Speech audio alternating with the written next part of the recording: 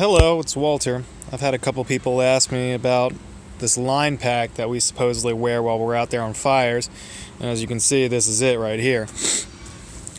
It's just like a standard kind of hiking pack, except for there's some heavy modifications to it. So you can see sort of the bottom support here. Usually they have better support in this area right here. This is pretty flimsy. It actually cuts into your shoulders. So I'm just going to go over a quick review for it. Let's start at the bottom. So on the bottom here, you can see this sort of compartment. It's a fire shelter, and so a fire shelter is probably one of the most important pieces out there. I've got another case in here, so you can see fire shelter marked across it.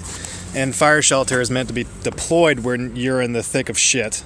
Fire surrounding you, and you have to whip that out and hopefully brave the storm. It can protect you up to 1,600 degrees, but that's only radiant heat. It's not direct heat.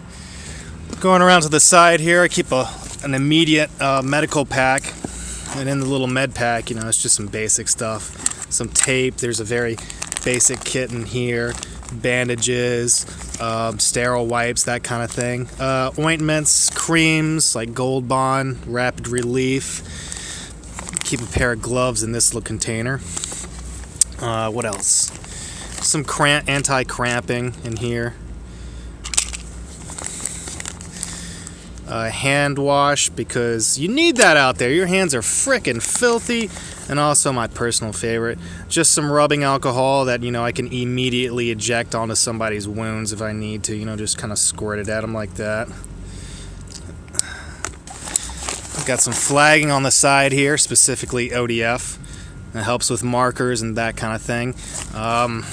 Give directions. I've got a Sharpie on me, so use that in a pinch. Over here, I've got just an immediate access to a canteen bottle. You got to carry a lot of water out there because you're sweating so damn hard because it's not only hot like 90, 100 degrees out there, but also you got a lot of layers on to sort of protect you. Got a compass on the side here just for general direction. Over here is just a basic carabiner for whatever. So on the top view here, got some more compartments. This is basically just a poncho. The poncho's used less for rain and more for a retardant drop, which is when these planes kind of come out and drop onto the hillside, this red retardant, and it's just really messy. So you'd want a poncho with something to cover up on, because people do get doused by that stuff. More canteens over here. Got some duct tape on the side, because you never know when you're actually going to use duct tape, and that does come in handy a good darn bit. Similar layout on the other side. These are SAM splints, and so as opposed to just sort of jimmy rigging splints out there, I've got these guys that are pretty good. I've tried them once before and I like them, so I continue using them. More water on the side here, extra carabiner, just so I can hold anything that immediately needs to be held, freeing up hands. Need to get something overall to be able to stick my tool sort of in through these loops right here, through the side, but we'll see about that in the future. So sort of opening up the interior of the pack here. I've got my lunch box. Yeah, Star Wars edition. Nice little tin can. Kind of keeps everything protected. There's one time I had raspberries in here in a flimsy little plastic container and they turned into jam. It was pretty messy. I had to clean everything out. Over here I've got basically just a trauma kit. I'll pull that out.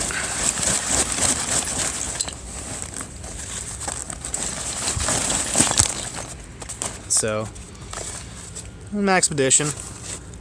Threw in some hours online trying to figure out which one I wanted. Inside just contains everything that would be vitally important if somebody was bleeding out or another major trauma-related event. Let's see here. I've got also some cashews. Peanuts are basically the best thing to have out there as a mineral replacement in your body, because water can only do so much. It's like giving gasoline to a car. It also needs oil, so the human body needs minerals. Here's just sort of a general use medical kit. Next to it's a book on first aid, which I like to keep out there as just a general reference. So this is sort of just like something that you would probably find in an office space. Going further back, I've got one final compartment. Try and do this with one hand. Need a camera center. So inside I've just got some general overlays, some triangle bandages and whatnot. Things that have been used before and washed that I wouldn't use directly on a wound. It's just sort of to cover, to protect. Some extra gloves, a little compass, and a mirror inside of that. Earplugs. This is PPE, or personal protective equipment. Some sunglasses, which they gave to me. And that's if I was running saw. Headlamp. And one more little container, which is sewing kit. And that's if my pants tore or something embarrassing like that. And I think some batteries, some batteries for the headlamp. So that's the basic layout of this guy. It weighs roughly 35 pounds on the light days and 45 on the heavy days. And that's mainly because these water canteens. Let me actually pull one out. I forget the actual specifications on it, but you can see sort of just like a comparison of how big it is compared to my hand. And so that'll keep me going for an hour or two, depending on sort of the work that's involved. And so you add up 5 of those, plus usually we'll carry Gatorade just as another mineral supplement.